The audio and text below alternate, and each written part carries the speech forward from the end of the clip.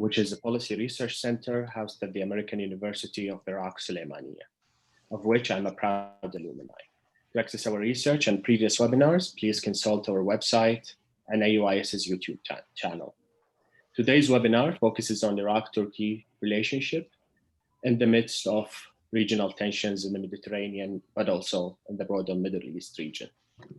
So we have a lot to discuss. Without further ado, I'll turn to our panelists today. We have Dr. Gönul Tol, the director of the Center for Turkish Studies at the Middle East Institute. Thank you very much for accepting our invitation, Dr. Tol.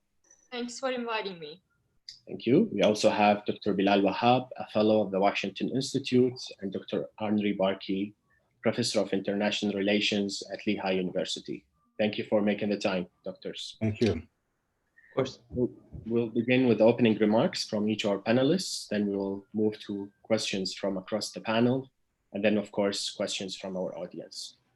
Dr. Tol, we'll turn first to you. Could you please help us situate Iraq within Turkey's broader foreign policy in the region, and how do Turkey's domestic concerns and foreign policy objectives impact its relationship with Iraq? Well, thank you, Hamza, and good afternoon, everyone. Thanks again for inviting me, and I'm happy to see friends, Henri and Bilal. I think Turkey's relationship with Iraq has always been an extension of power dynamics inside Turkey. So if you look at the transformation up until 2008, Turkey looked at Iraq mainly through a security lens. Concerns about Kurdish separatism and the PKK presence in northern Iraq mainly drove Turkish policy. And the domestic power structure in which military played an outsized role both in domestic and foreign policy making determined the security-oriented approach to Iraq. But from 2008 onwards, the balance of power between military and the civilian government changed in favor of the latter. The 2007 presidential debate in Turkey, where the ruling AKP fielded Abdullah Gül as its presidential candidate, and the military opposed his candidacy, played an important role in this change.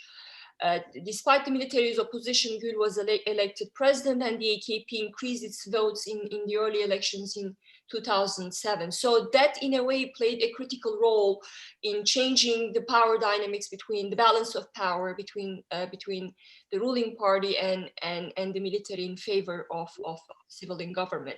So this allowed Erdogan to craft a new Kurdish policy at home, which allowed 2 Kurdish openings, and a new Iraq policy in which that security-oriented approach to Iraq was abandoned in favor of a pragmatic policy, which prioritized commercial ties. And that's when Turkey opened a consulate in Erbil. Commercial and energy ties between Turkey and the KRG reached unprecedented levels.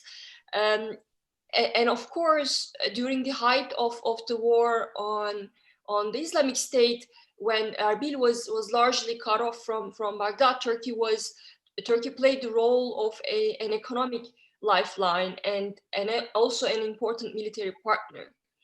So I think the best moment that captured this transformation was when Erdogan characterized a possible emergence of an independent Kurdish state as an internal Iraqi affair. And this was in May 2015, a month before the June elections, which delivered a blow to AKP's parliamentary majority after the pro-Kurdish party captured a historic 13%.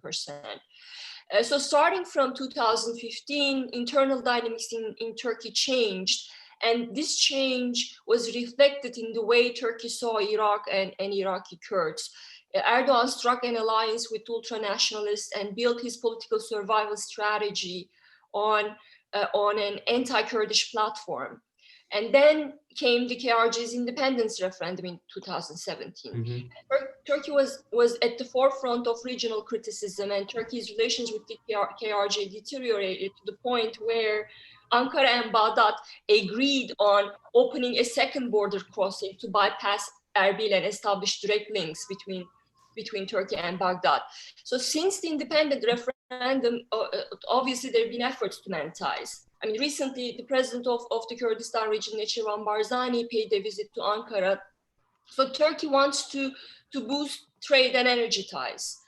And I think Erdogan wants a region, a Kurdistan region that he can work with. And of course, Turkey also wants a secure border. And it also wants to know whether the United States is brokering a deal with the Syrian Kurds, because that's a problem for Ankara, because Turkey doesn't want the SDF to receive legitimacy through an alliance with the KRG. But despite all these, I think in 2019, Ankara and Baghdad, they looked like they wanted a new chapter in ties. They wanted to boost trade. Erdogan appointed a special envoy to work out problems with Iraq. But things got really complicated after Turkey launched Operation Claw into northern Iraq. So at the moment, relations between Turkey and Iraq are tense, and Iraq has increasingly become one of the theaters where Arab countries like Egypt, Saudi, and the UAE want to settle scores with Ankara. And they are likely to exploit the current tension between Turkey and Iraq. Iraqi Prime Minister recently appealed to the US and Arab countries for help in the dispute with Ankara after Turkish drones killed Iraqi border guards. The Iraqi foreign minister also urged Arab countries, his Egyptian, Saudi, Jordanian counterparts, as well as the Arab League, to secure diplomatic backing to confront Ankara. So Baghdad is trying to force Turkey to pull out its troops from Iraq. But again, looking back to domestic politics, Turkey's military incursions are really important for Erdogan and likely to intensify as he tries to shore up the nationalists. And that will be the main sore point in bilateral ties. And that could really prevent further cooperation on several projects, like opening a second border crossing, and also building a second pipeline. So those projects could be delayed because of Turkey's military operations. And I'll stop there. Thank you very much, taking us through this transition and the ups and downs in the relationship between the two countries. Turning to you, Dr. Wahab, hoping you can give us a sense of Baghdad's and Erbil's views on this topic and how these views shape Iraqi's policy towards Turkey in light of everything that has happened recently as well.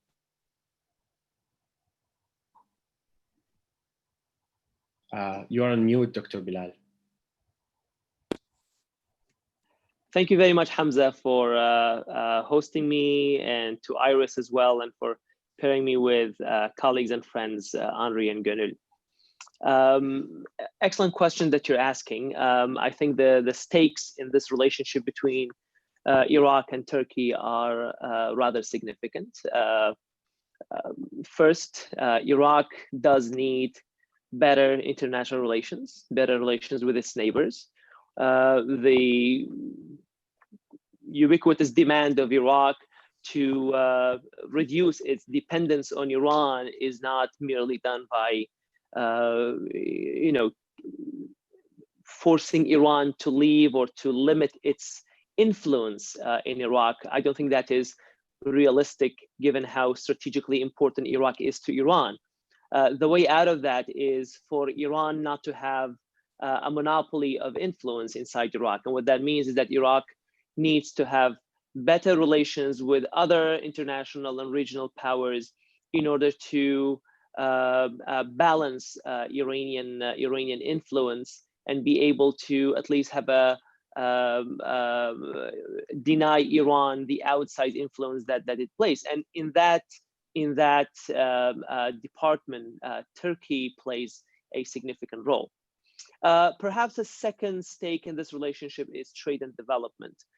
Turkey is a very important trade partner for Iraq, not only for agriculture and food stuff, but also for development, reconstruction, infrastructure, and of course, above all, energy. A quarter of Iraq's oil exports goes through Turkey, but also the size of trade is quite significant, amounting to 13 billion in 2018, and both sides have committed to raise that trade to $20 billion worth of trade a year.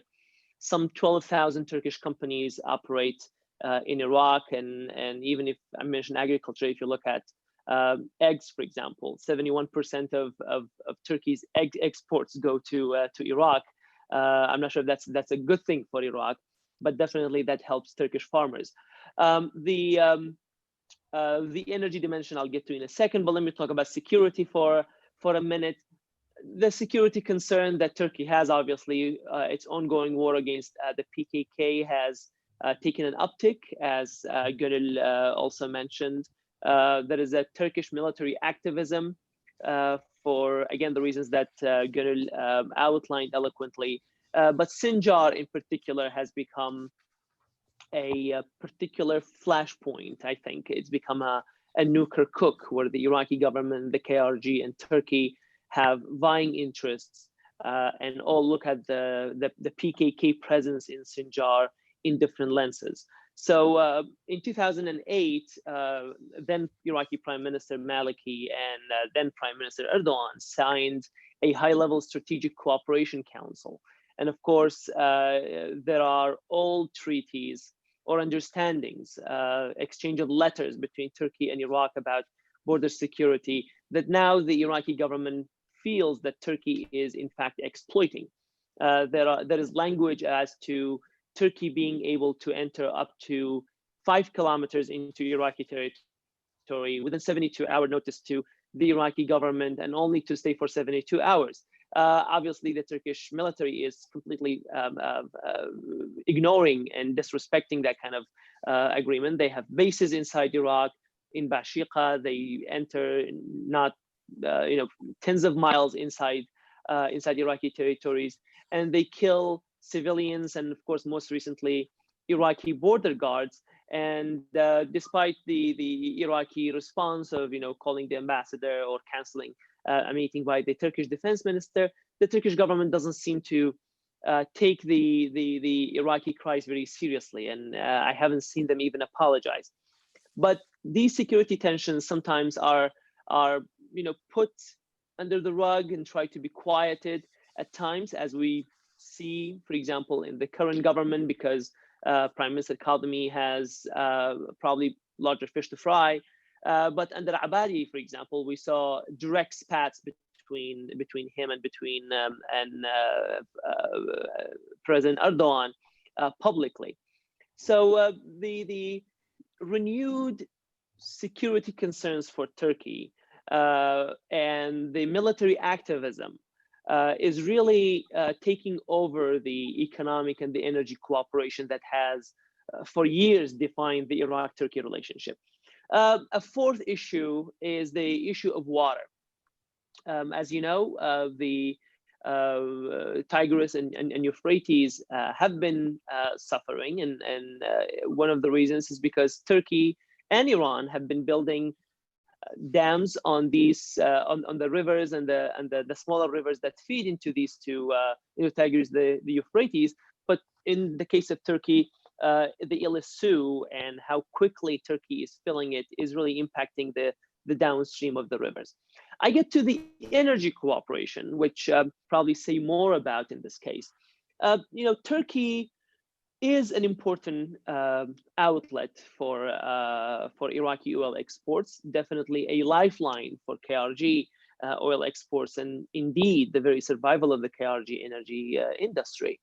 But Turkey also imports Iraqi oil.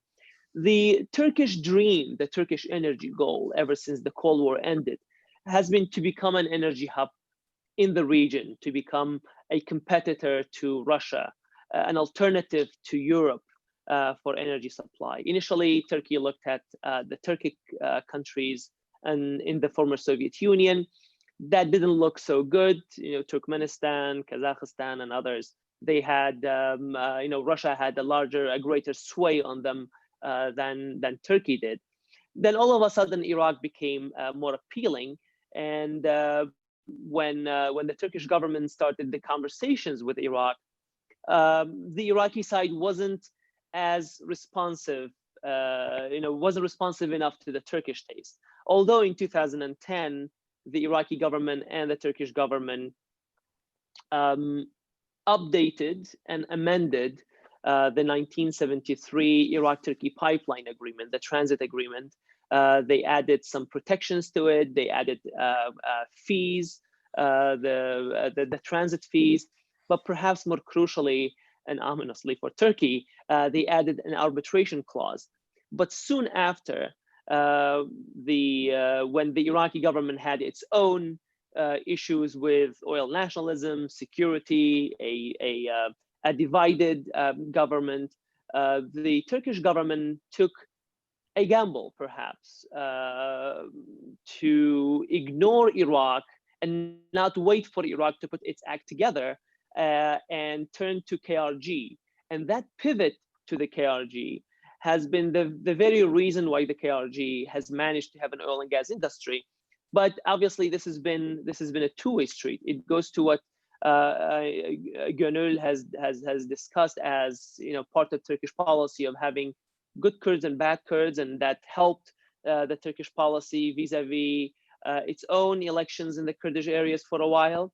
But it was also a Turkish strategy of, in the absence of its ability to tap into the entirety of Iraq and the Iraqi energy market, it should at least be able to get some of it. That has been a win-win. That was a win-win for a while. It definitely, as I said, established the Kurdish, the KRG oil and gas industry. It did help the Turkish businesses and industries to come and basically spend that oil and that oil revenue in infrastructure projects, in trade and foodstuff, and indeed became a boon for the Kurdish areas inside Turkey, where they could found business opportunities inside the KRG. However, I'm not sure how in the long run KRG can be a substitute for, let's say, Turkmenistan or Kazakhstan for Turkey, contribute to that energy hub, because a few changes that have happened that have indeed put kind of a wrench in this wheel. One of them was the Kurdish referendum, which Turkey assumed that Ankara was the main foreign patron to any Kurdish political aspirations, but the KRG didn't get international support for the referendum, and perhaps it personally irked President Erdogan when Netanyahu came out, being the only leader who came out in support of the referendum, even if vocally. So he gave his back to the Kurdish referendum and called it an internal Iraqi matter. Perhaps the other issue that has soured the relationship a little bit is the KRG's invitation of Rosneft, a Russian oil company, to come not only invest in a few blocks, but more importantly, to own a majority stake in the KRG Turkey pipeline, and also promised to build a gas pipeline. So while Turkey wants to present itself to Europe as an alternative to Russia, enters Russia itself into this relationship and in the pipeline business, something that Turkey wanted to have at least a monopoly influence over. And then, of course, the Turkish coup attempt has also changed Turkish calculations inside. So where do we stand today? I think I mentioned that an arbitration clause was added to the 2010. So months the KRG started exporting oil in January 2014. In May 2014, the Iraqi government took Turkey to arbitration in Paris over allowing the KRG to use the pipeline, the ITP, the Iraq-Turkey pipeline, without consent from Baghdad. We don't have the details. The arbitration hasn't published a ruling on this, but rumor has it that Iraq is winning that case. and Turkey is pressuring the Iraqi government to capitulate, to let go, and to settle. However, the negotiations to settle aren't really moving positively in a positive direction. So if I were to tally the leverages here, I would put it this way, and then we'll decide close. Turkey wants Iraq to, again, drop the arbitration. It has threatened Iraq to pull out of the ITP treaty. Obviously, Turkey has control over water, as I mentioned, and Turkey is really causing security headache and challenge to Iraq's sovereignty, a question that Prime Minister Kadhimi is taking very seriously. Is causing trouble by continued attacks deep inside Iraq, obviously targeting the PKK, but also harming Iraqi civilians, and in the case of the two border guards and the driver, official security personnel. But Turkey also has the leverage of not only shutting the pipeline, but perhaps building more pipelines, as it has promised to invest in Iraqi infrastructure. And of course, it was one of the main countries that pledged to Iraqi reconstruction at the Kuwait conference. Let's look at Iraqi leverage. Iraq has the main and perhaps the most significant leverage that Iraq has is the arbitration that it's winning. Now, the arbitration could be in billions of dollars, but I think Iraq is realistic that it's not going to get any money out of Ankara. So it seeks the vindication. It seeks that international win, which would go a long way for Iraq's desire to regain sovereignty over its borders and perhaps over the KRG oil and gas industry management to an extent. Iraq has the oil. Iraq potentially has the gas, and Iraq could be a significant actor and partner in helping Turkey with its security dilemma with the PKK. The KRG finally is definitely afraid of the power dynamic that I just outlined between Ankara and Baghdad. It's afraid of Ankara and Baghdad, sitting down and settling that arbitration at the expense of KRG's energy independence. So we see greater leniency from Erbil toward Baghdad.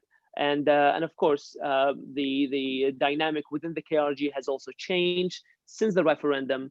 And again, the Turkish military attacks is really causing significant embarrassment to the KRG and the KRG's ability to protect its borders.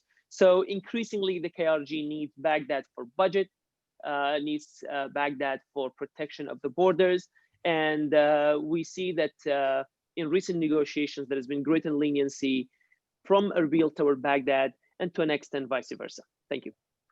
Thank you, Dr. Bilal. I'm sure we'll return to many of these points, but turning to you, Dr. Barkey, I'm wondering if you can link today's topic to the broader geopolitical issues, mainly thinking of the US as a main regional actor here, and how these dynamics shape Iraqi-Turkish ties.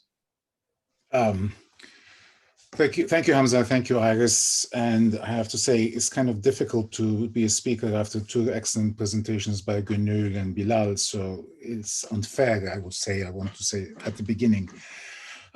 Look, some people say geography is destiny, and when you look at Iraq, it is really almost an impossible situation. I mean, when you look at Iraq, generally in the context of the region, and I'll start with Iraq and then broaden it. I mean, you have to pity Iraq. I mean, in the sense that its own economics, its own politics are in shambles, in large part because of what also the war. But it is also surrounded by a whole series of extremely powerful neighbors, all of which have divergent interests, and those interests sometimes compete and maybe even clash. I think I'm thinking of obviously Turkey and Iran, and but there's also the greater Arab world to consider, and they have their own interests. I mean, the Saudis are a major player. I mean, they're not that far from Iraq, geographically speaking. The Egyptians now are also being much more vocal. And so when you look at Iraq, I mean, in a way, Iraq itself has its own domestic problems. I mean, Bilal mentioned the relationship between Baghdad and Erbil, but also remember that the KRG itself is divided. I mean, between the PUK and the KDP, and those differences sometimes come back to the surface. And not long ago, there was a civil war between the two. And those two, the KDP and the PUK, in terms of Turkey, have had very different political stances, and especially with respect to the PKK. Now, so Turkey is, obviously, Turkey is in some ways here the most important actor in that it is the most powerful actor. It has a robust economy. It has a powerful military. It doesn't have the kind of relationships with domestic groups that Iran has, the domestic Iraqi groups that Iran has. I mean, Iran is far more infiltrated into Iraqi political structure, and that's, in that sense, has an advantage over the Turks. But we see that nowadays that, you know, both Iran and Turkey act in Iraq as if they can do whatever they want with impunity. And when you look at all of these divisions, I mean, one gets the sense sometimes that Iraq is really more like Swiss cheese than anything else. I mean, there are all these holes through which, you know, different groups, different countries have their own militias, they arm them, they intervene, they militarily. So Iraq is really in a, shall we say, terrible situation by itself. And then, of course, there is the issue of, especially that divides Turkey and Iraq, the issue of the PKK, the issue of the Kurds.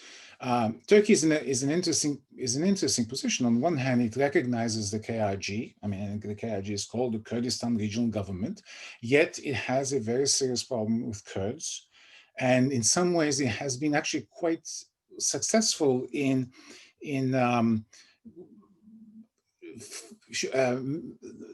fuzzing, if you want, the divisions between its approach to the Kurds in Turkey, the Kurds in Syria, versus the Kurds in Iraq. It's like the good Kurds versus the bad Kurds.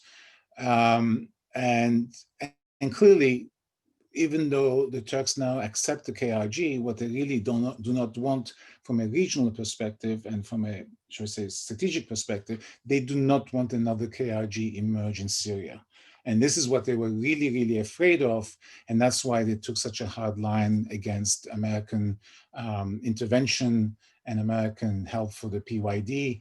And also that's why they intervene and occupy now significant segments of Syrian Kurdish territory in order to prevent another KRG from emerging. Because, I mean, let's face it, if you have the KRG and then, let's say, another KRG in Syria, what's next? Right? I mean, Kurds in Turkey are, the Kurdish problem in Turkey is not going to disappear, even if the Turks manage to somehow defeat the PKK militarily, which I don't think they can. So there's that issue. But if you take it one level up and you look at the region, I mean, the region is a mess. I mean, I talked about Iraq as being Swiss cheese maybe, but look at Syria. I mean, the civil war has not ended. The civil war in which Turkey is an important protagonist, as are the Russians, right? And the Iranians, of course.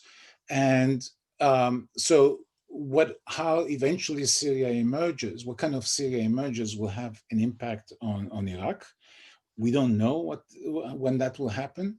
But clearly in the region, you increasingly are seeing a power struggle between Turkey on the one hand and many Arab countries on the other. I mean, only I think yesterday the UAE representative at UN Security at United Nations in New York basically accused the Turks of having colonial ambitions in the Middle East, and that the Turks have to be stopped.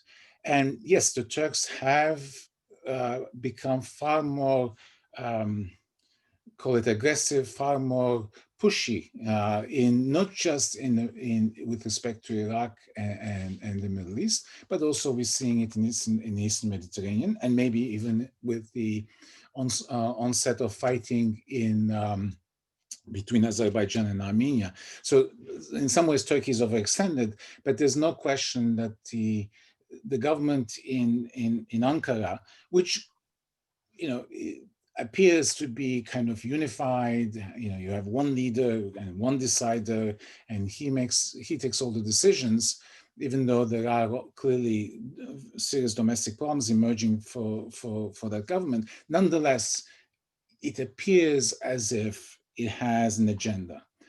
Now, what is that agenda? You know, some people think of it as kind of an Ottomanist agenda. Some people think it's a Muslim domination, kind of a, some people could call the Erdogan's caliphate ambitions.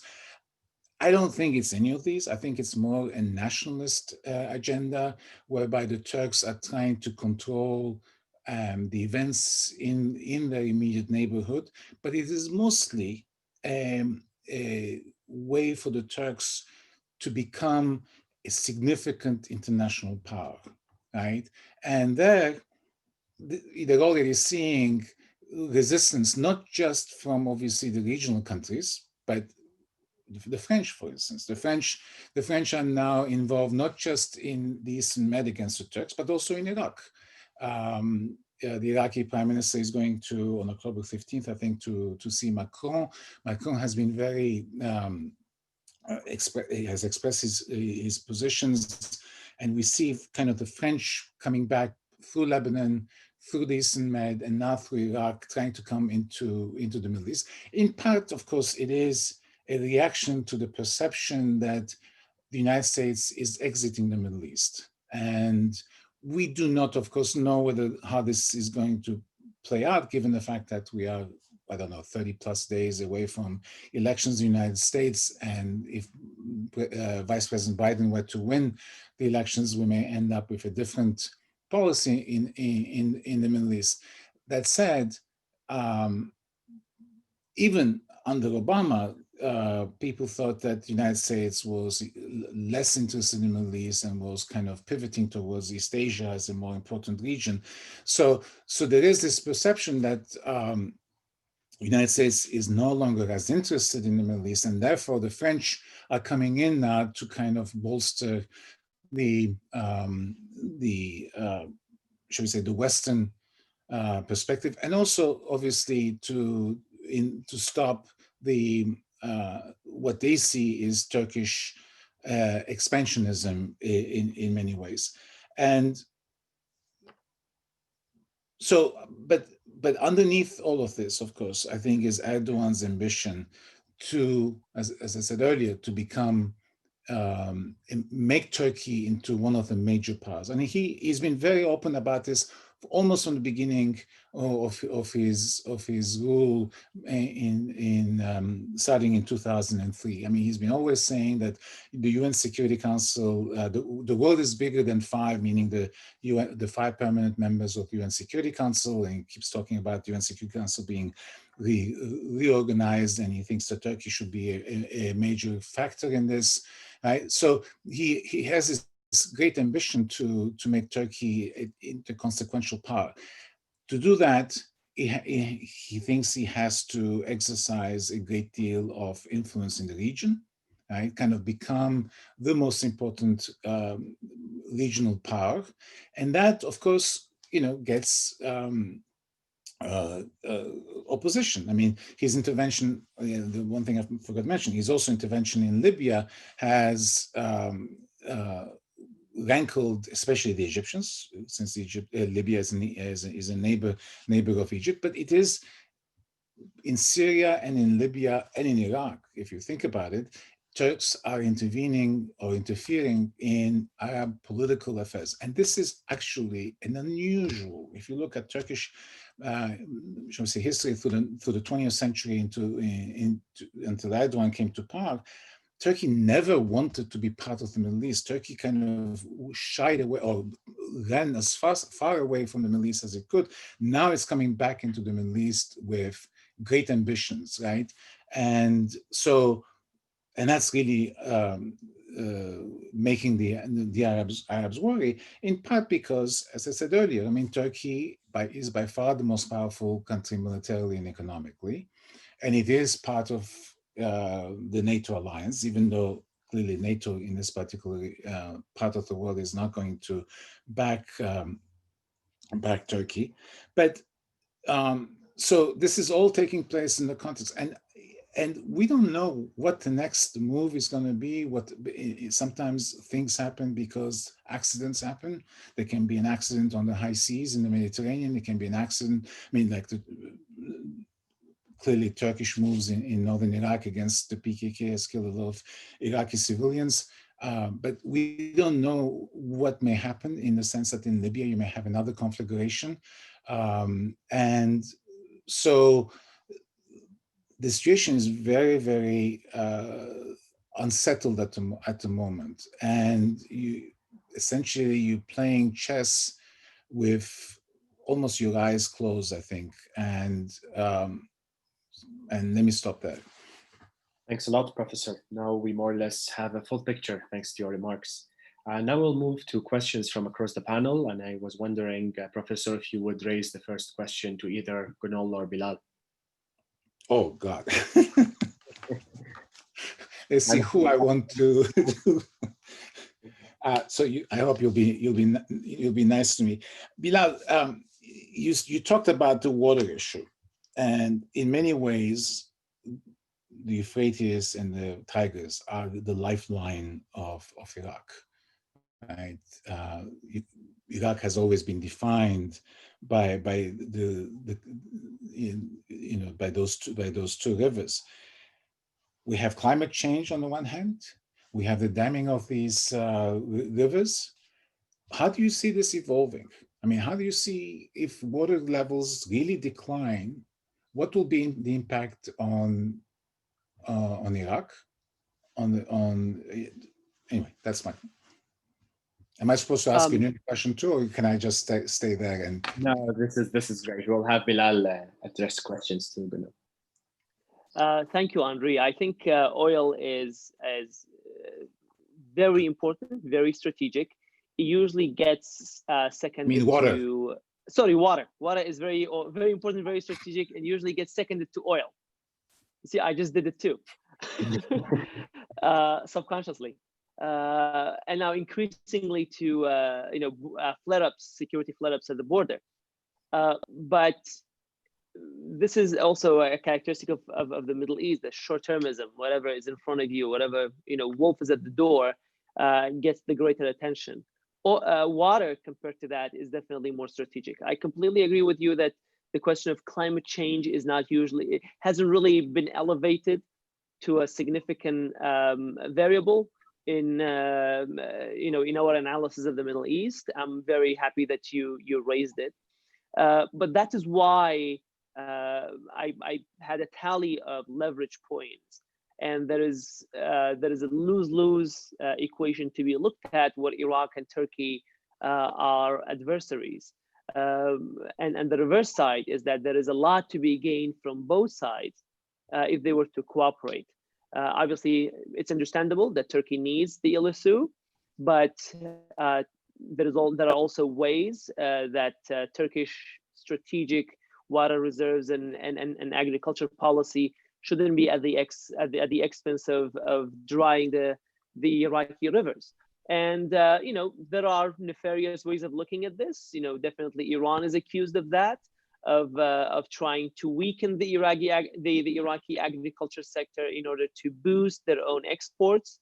One can easily accuse Turkey of doing that, but let's not forget that the Iran-Iraq war that cost 1 million lives and lasted 8 years was, at least among the pretext of that war, was the control of the Shatt al-Arab. So water in the region has started wars. I don't think we need another war over water, especially since cooperation can be so easy. These two countries have leverages. I think Turkey has proven in the KRG that it could be a positive influence. Anyone that visits the KRG comes out with the impression of how the highways are well paved, and how the overpasses work, and how the skyscrapers are the tall buildings, at least pepper the Erbil airport drive, and how the airports are nicer than other airports. So if you have good relations with Turkey, Turkey can be helpful. But We also saw at the border, Turkey can also be a force that can be brutal, that could be killing civilians and not apologize for it. As you mentioned, just it's a factor of how weak Iraq is. So the question, I think, for both sides is, which direction are they going to take it? I mentioned that Abadi tried to lock heads with Erdogan. I'm not sure how well that played out. The KRG for a while had a good relationship with Turkey, and it at least resulted in some development. The current Iraqi government, from what I understand, and I'm told that there is the Iraqi Prime Minister is planning a visit to Ankara. They seek to have better relations with Turkey, and perhaps that's one reason why we're seeing more leniency from the KRG vis-a-vis Baghdad. So the water issue, to just circle back to your main question, I think it should be on the table. And if you look at the PKK alone, if you look at the arbitration alone, both sides might not win as much if they were to bring water to the equation. I think that will at least give the strategic view, more of the long-term view, to any negotiations that these two countries might be able to do. But of course, the main take here is that Iraq has to have the kind of government that Ankara can respect. And given all the challenges and the pressures from Washington and the attacks of the militias on the foreign diplomatic outposts is increasingly challenging the kind of Iraq that could sit at the table across from Turkey and engage in this kind of strategic negotiation. Hamzeh, can I ask a question to Bilal about, he's been talking about water, but a question about oil and the new pipeline? Of course. Bilal, what is, in your opinion, preventing Baghdad from moving forward on building a second pipeline? Because, I mean, in 2019, the parties agreed to build a second pipeline. And the reason for that decision was not just because the old pipeline was not working properly, it was a political decision as well, right? Because the whole idea was this new pipeline will connect to Iraq's existing pipeline network, and it will be able to export oil from everywhere, from its central and southern fields, not just from Kirkuk. And that seems like a very significant project for Baghdad. I understand the tension that's mainly caused by what Turkey is doing in northern Iraq, but I still don't quite understand. This is a very significant thing for Baghdad, and why is the project not moving forward? Oh, that's a great question as well, Gönul. Thank you. I guess my one-word answer would be dysfunction in Baghdad. You mentioned the oil pipeline. There was there were understandings to build railroads between Turkey and Iraq. We had some statement about it from the Mosul governor that turned out to be, not insignificant. It's not just that. There is also talk about building railroads between the south and Iran. But that's the problem of the Iraqi government. They operate with a 70s mentality of oil nationalism and protectionism, and paranoia toward foreign investment on one hand, and that manifests itself in the nature of contracts, in the Iraq's visa policy. So that mentality translates into that kind of policy. And then on the ground, you have utter policy and political dysfunction, no accountability. You don't know who the buck stops with. Obviously, chronic corruption, and the main driver for policy is rent, is patronage.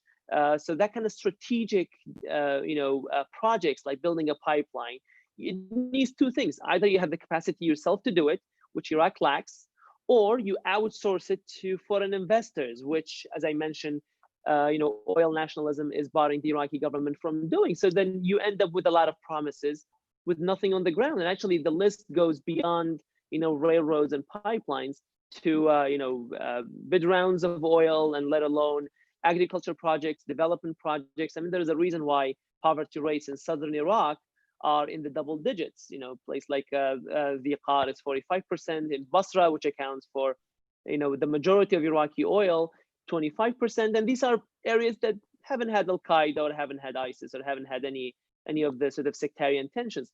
So that is also one reason that I mentioned why Turkey looked at Iraq and despite the understandings and the MOUs, decided to pivot to the KRG, because at least in the KRG, you know, there are at least two parties that if they want something to be done, it will get done. You still are not there with Baghdad. And the question of pipeline is just one of those that the strategic value of it is appreciated by Baghdad, but moving on it is just stymied by again, political dysfunction. I hope that addressed your question. Definitely. Thanks. Bilal, I wonder if you have a question to Gönul, actually. I do, actually.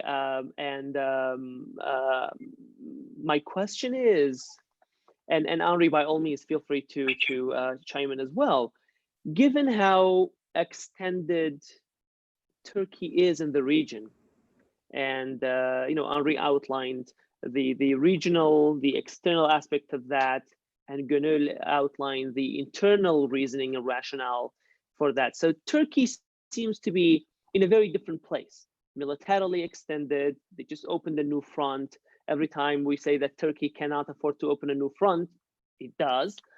So given all of these fronts that has opened, and of course, given its own internal fissures and its own economic crises going on, financial crises going on, how has, in Ankara's calculations, the value of Iraq and the KRG changed? Well, I think it's still quite important. From I mean, when I talked about the main drivers of Turkey's Iraq policy, now I talked about the Nationalist alliance, and I think that's still the key. That's Turkey still sees Iraq through a security lens, because it's an important component of Erdogan's strategy to stay in power. I mean, remember, he's not just allied with the Nationalists. He also wants to he wants the military to be by his side. And what he's doing in Iraq is an important part of that strategy. So no matter how overstretched Turkey is militarily, diplomatically, I think Iraq is going to be what Turkey is doing in northern Iraq. The military operation is an integral part of Erdogan's domestic calculations. So he might back down in other theaters in Libya, in Eastern Mediterranean, for instance. I mean, he couldn't, yes, on the one hand, he has this new, quite aggressive, very military-oriented foreign policy, but on the other hand, he can't deliver. I mean, he intervened in Libya, and I remember last year there was commentary about how Turkey now owns Libya because Turkey's military involvement changed the dynamics on the ground. And look at what's happening in Libya right now. Turkey is stuck in many ways and couldn't really, Turkey's military involvement could not deliver the results that Ankara wanted, and in the Eastern Mediterranean too. So yes, Turkey might be engaged in all these conflicts, but I think Turkey's military operation in northern Iraq, I would put that quite high on Erdogan's list. So no matter what he's doing, what's happening on other fronts, he's gonna make sure that military engagement continues. And obviously there is the energy dimension too, because Turkey has been trying to diversify its suppliers and actually come a long way.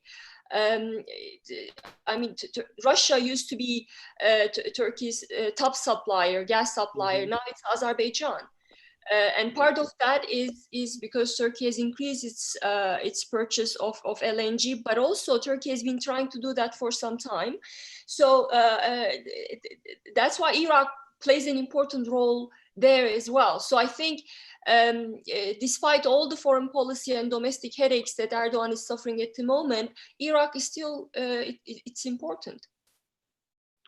And perhaps to pick up on Gönül's answer, Hamzeh, if I may, to ask Henri, the PKK question in the eyes of Turkey, is it just a continuation, perhaps an aggressive continuation of the Turkish maximum pressure on the PKK, or is there in Ankara's mind, in President Erdogan's mind, a solution, a military solution to the PKK, especially now that the PKK is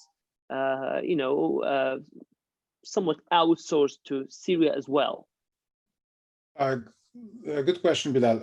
Look, the issue is not just maximum pressure on the PKK; it's also maximum pressure on the Kurdish political party, the HDP.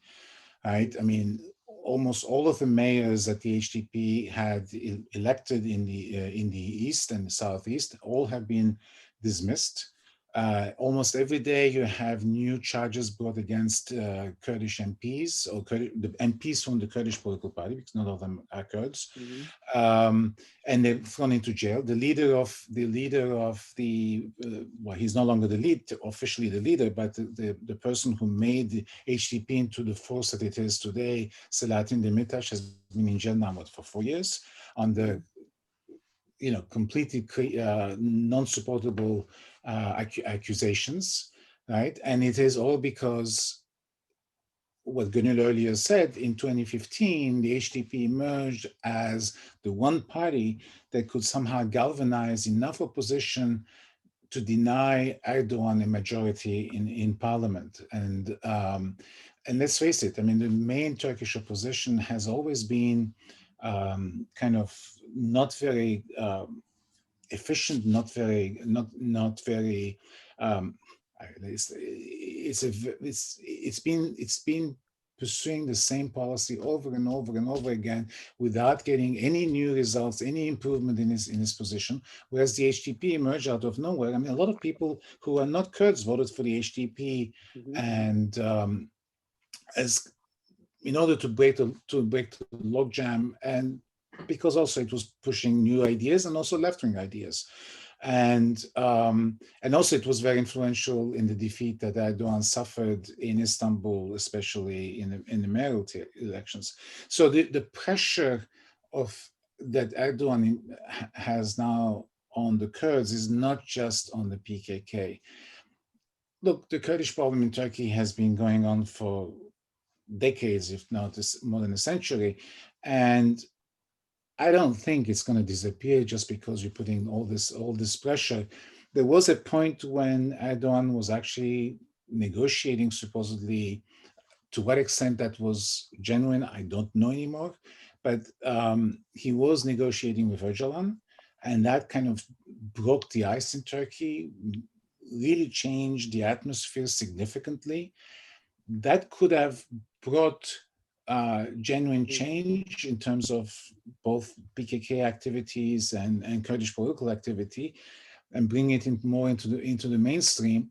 But we know now that it collapsed, certainly after the emergence of ISIS in Syria and the emergence of the PYD in Syria as a significant force. So I don't have an answer to your question. I mean, I don't think that the Turks can defeat the PKK. I mean, it will always exist in one shape or form. Kurdish political activity continues despite the pressure, and in Turkey. So I think Erdogan is in some ways fooling himself. But on the other hand, you can also argue that he's trying to create a coalition that will maintain him in power. I mean, he has a nationalist on his side. He's trying to kind of use the Kurdish question as a wedge with respect to the main opposition party and the other nationalist party that is in opposition, and hope that will maintain his party and his hold on power. But that's not, shall we say, in the long run, a productive policy, if you ask me. I want to reserve the last 15 minutes or so to take questions from the audience. And I think the first one is to you, Gönul. During the conference to reconstruct Iraq and Kuwait that happened almost 2 years ago, Turkey publicized its commitment to the reconstruction of the post-ISIS territories in Iraq. If this materializes, it will potentially come with reconstruction contracts, with probably further commercial and economic ties. How do you think this could shift or shape Iraqi-Turkish relations in the long run? Well, it's definitely something that Turkey has been after. And I think that's one of the reasons why, if you look at what Turkey is trying to do right now, including the topic that we've been discussing with the pipeline and the second border gate to Turkey, I think Turkey has been trying to now, in a way, balance its relations with Erbil and Baghdad. And part of the reason is that because Turkey wants to use as an energy partner, wants to boost the energy partnership beyond what it has with KRG, and also boost trade ties. But of course, the problem there is we have been discussing, there's a PKK problem, and Turkey is not going to stop its operations there. And as long as they are there, it's going to poison the relationship. It doesn't look good for the KRG leadership. It doesn't look good for Baghdad. And how do we move forward? Bilal answered, I mean, he said it's probably one of the reasons why the pipeline project is not going anywhere, because the Baghdad is not competent. There are a lot of problems, but it's partly because that relationship with Turkey is, although Iraq really, it's an important partnership for Iraq, but it's also very problematic for everyone. Because as Henri mentioned, there are just so many actors playing a significant role in Iraq. So everyone in Baghdad, in Erbil, they have to really, they have to keep a balance. I mean, the KRG, for instance, also trying to diversify its relationship. As Henri mentioned, Macron was there. KRG is also courting other allies, and Baghdad has, Kadhimi might not really like Iran and Iranian militias, but he really has to balance the relations there, which makes Iraq a difficult terrain for Turkey. Thanks a lot, Bilal. I think we could bring the issue home with this question. How do you think Erbil's and Baghdad's diverging foreign policy interests affect their relationship towards Turkey, and as Gönul said, their ability to address the issues at the borders? I think there was a plan in motion that was working quite well for several years for both Ankara and Erbil. And as I mentioned, in the eyes of Ankara, if it cannot get all of Iraq, it can get part of it. If, put reversely, if all of Iraq is lost, then Turkey can salvage a part of it. And that was quite a win-win. The KRG got its infrastructure built thanks to Turkish investment and Turkish companies and Turkish engineering, and also established an oil and gas industry because Turkey politically took the risk of allowing the Kurdish government, a subnational government, to commandeer the ITP. Now, obviously, Turkey is paying for that by losing some international face should the arbitration go forward, and which I said Turkey is losing. Now, there is, of course, possibility for settlement that I mentioned, and there is win-win for both sides to sit down and settle it. But so far, Turkey is in a way bullying Iraq. The same way that it flouts Iraq's sovereignty at the border just because Iraq is too weak to respond. But an international arbitration is a different ballgame. And that's why the Iraqi side is so adamant and not really capitulating to Turkish pressure, because that's the least they could do. And that will really cause, perhaps more financial headache for Turkey, for credit rating, for, its respect of its international contracts. So, things were going smoothly for a while, but as I mentioned, the referendum has really changed Turkish calculation. I think Turkish President Erdogan took a personal insult from the KDP, spearheading the referendum without really, clearing their move with Ankara, and hence their support of Iraq and Tehran and pushing back against the KRG referendum. Now, mind you, they didn't shut down the pipeline. They didn't, close the borders. Yes, they closed the airports, but not the borders. So in a way, they sent a very, very strong message to the KRG.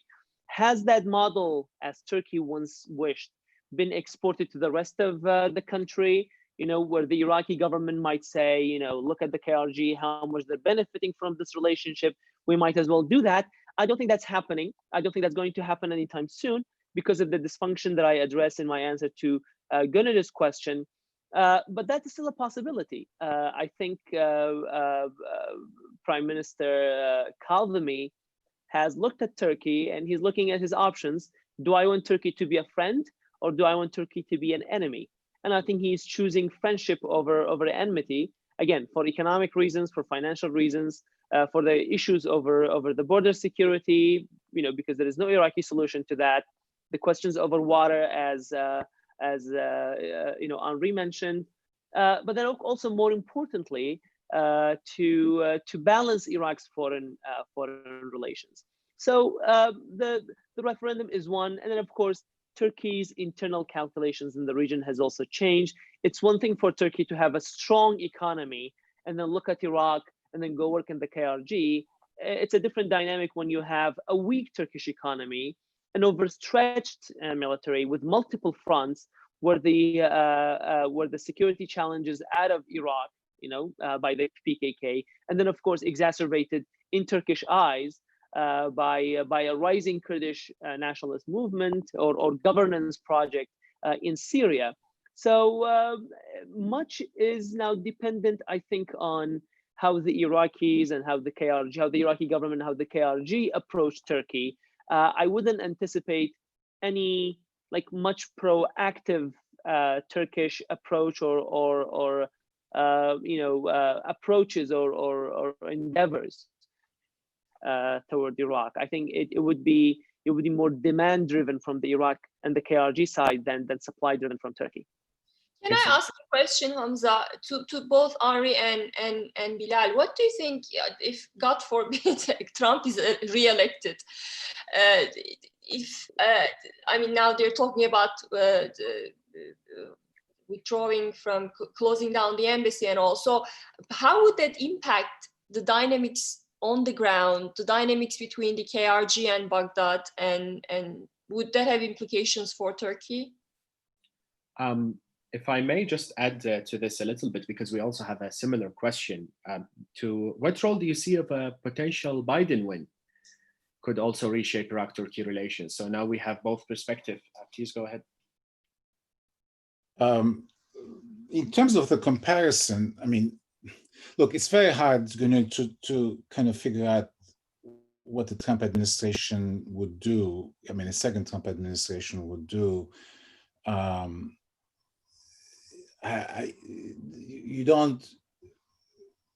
It's very difficult to understand the motives very often. The closing of the embassy, that threat, I think really has to do with the fact that they are deadly afraid that another Libya-like event where the American ambassador to Libya was killed will happen before the elections, and therefore it will be another negative for the administration.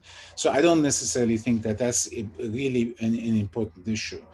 Now, the Biden administration will definitely have a very, very different outlook on all of this. First of all, I think it would re-engage. Mind you, even for Biden, the Middle East will not necessarily be the number one issue.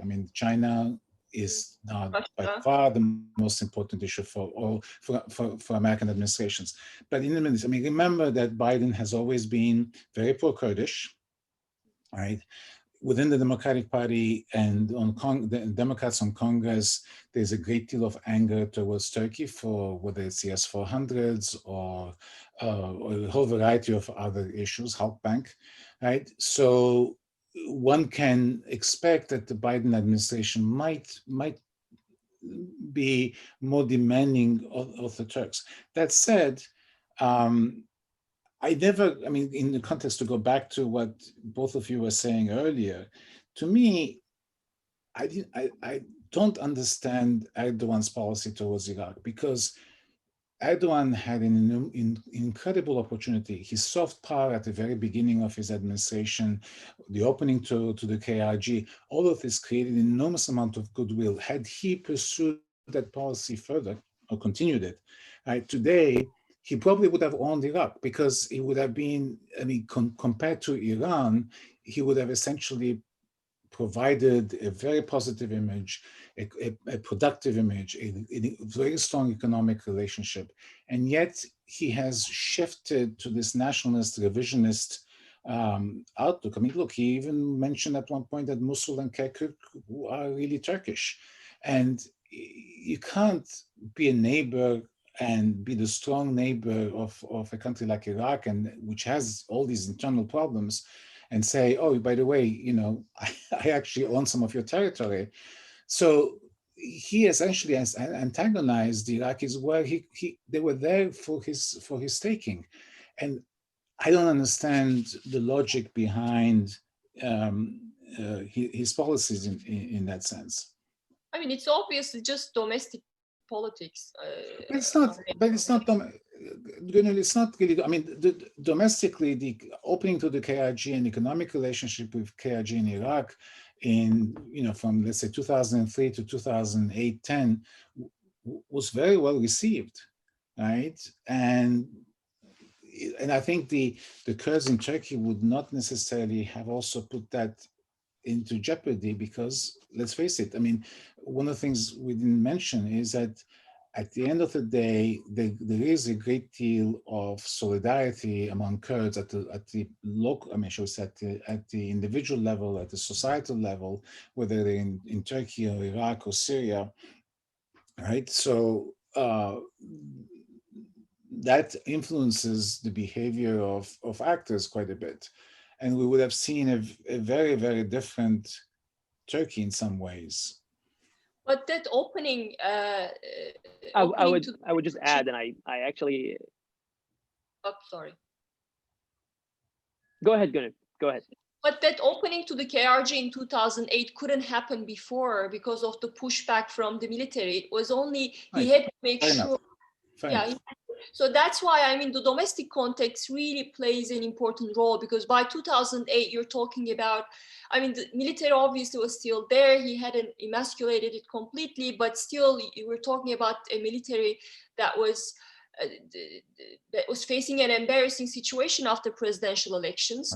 And then Erdogan's answer was, okay, I increased my vote. So that was a slap in the face for the military. So that had to happen for Erdogan to consider an opening to the KRG.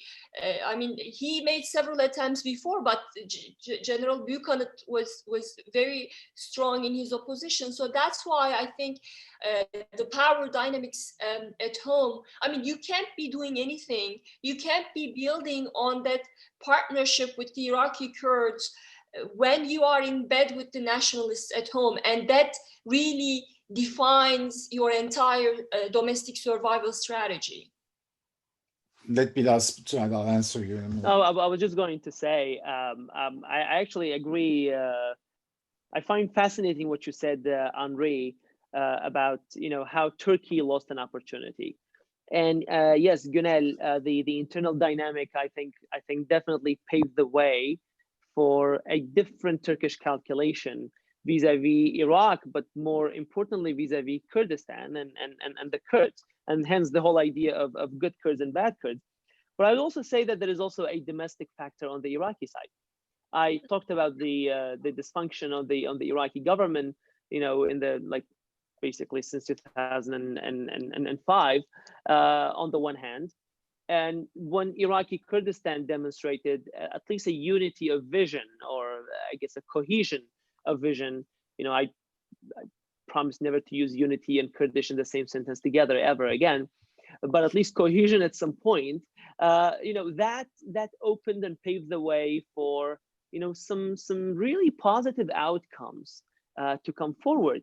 But now, as was mentioned earlier, the Kurdish internal dynamic is very different. So we have the Turkish Foreign Minister Çavuşoğlu on record talking about Erbil and Suleymaniye, and there are people in Erbil who do this and people in Suleymaniye who do that.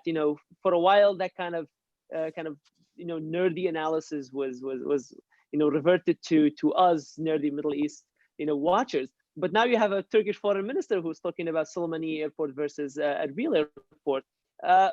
But finally, I was smiling when Henri was talking about strategy, because it just occurred to me that increasingly, looking at Turkey-Iraq relations, in particular Turkey-KRG relations, the strategic analysis does little to help us explain exactly what's going on or what might happen. I'm increasingly, and Henri, you mentioned the word behavior, and I'm increasingly reminded how important psychology has become. How angry Iraqi Kurdish President Barzani is, how disappointed he feels about Turkey, how betrayed he feels, and of course how betrayed Erdogan feels when the referendum happened or when the coup attempt happened. I mean, even the U.S.-Turkey dynamic is influenced by how betrayed Erdogan feels that the United States didn't come in full support of the government against the coup.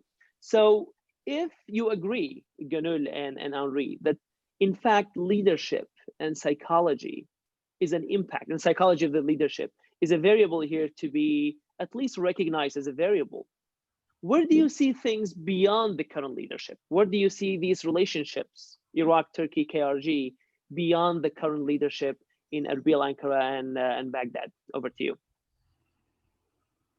We can talk about different leaderships in Baghdad, but I don't think in the Erbil or Ankara there'll be new leadership for a long time to come. So it's hard to. I mean, you've had different governments in Baghdad. I mean, in a way, it's been actually quite. I don't know if you want to call it democratic, but you've had turnovers in government and different policies emerge from these governments. But in Ankara and Erbil, there's been, it's Barzanis and Erdogan. The issue to me is, and psychology and behavior is, Bilal, as you mentioned, is important.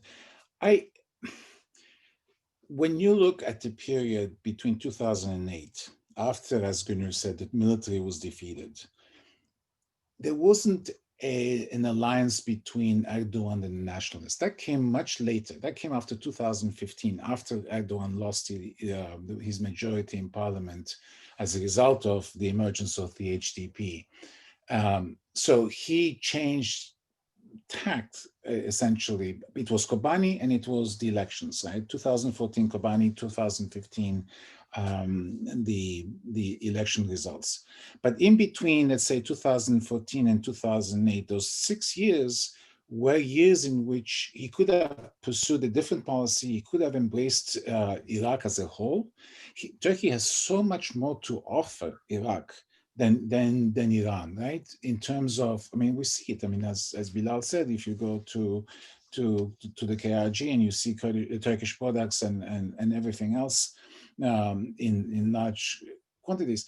So that's what I don't. So then the question I have is that whether or not Erdogan was always wedded to this idea of a nationalist, revisionist, powerful Turkey that he was essentially had in the back of his mind and is kind of now putting it into, call it practice, into action, right? That this was always his policies, his thinking, but essentially he managed to hide it, not make it obvious, and pursued a different times the ideas and policies that sometimes may even have contradicted that, but it was testing the waters. But fundamentally, the Erdogan that we see today may have been the Erdogan of before he became prime minister, and we did not know about it.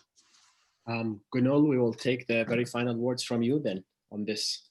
Well, just I know, Bilal, it's a cliche, but you asked how I see Turkey's relationship between Turkey and Iraq beyond Erdogan.